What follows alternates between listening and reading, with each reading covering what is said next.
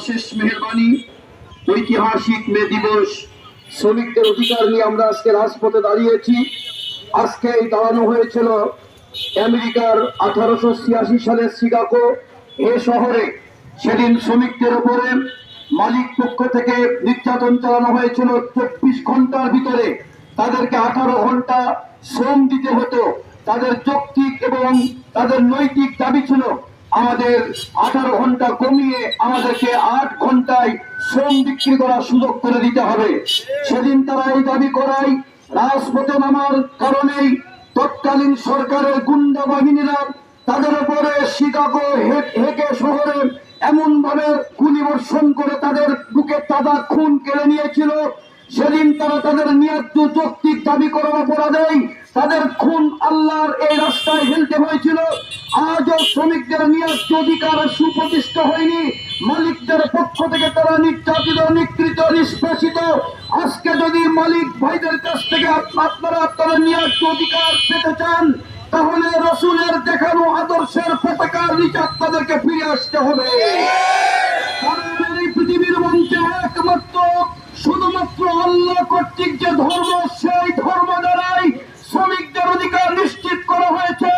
শ্রমিকদেরকে ন্যায্য অধিকার দিয়ে তাদেরকে এস্টাবলিশ করা হয়েছে। কুরআন সুন্নাহর ভিতরে রয়েছে মালিকদের পক্ষ থেকে শ্রমিকরা নির্যাতিত নয়, তারা তোমরা তোমাদের অধীনস্থরা চাকর নয়, তারা তোমাদের ভাই। তাদেরকে ভাইয়ের মতো দেখতে হবে, তাদের হবে।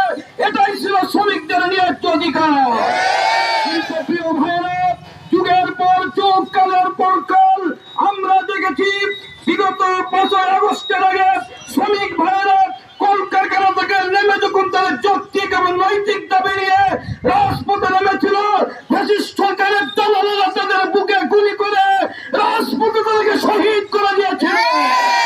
তারপরে আজকে তাদের ন্যায্য দাবি তারা পায়নি।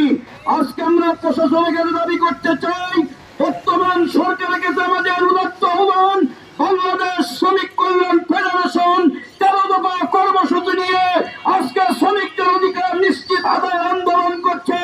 আমাদের 13 দফা কর্মসূচি মেনে নিয়ে শ্রমিকদের যৌক্তিক দাবি আপনাদের মেনে নিতে হবে। এই কথা রেখে আপনাদের সকলকে ধন্যবাদ জানিয়ে আমি আমার কথা শেষ করছি। আল্লাহ হাফেজ।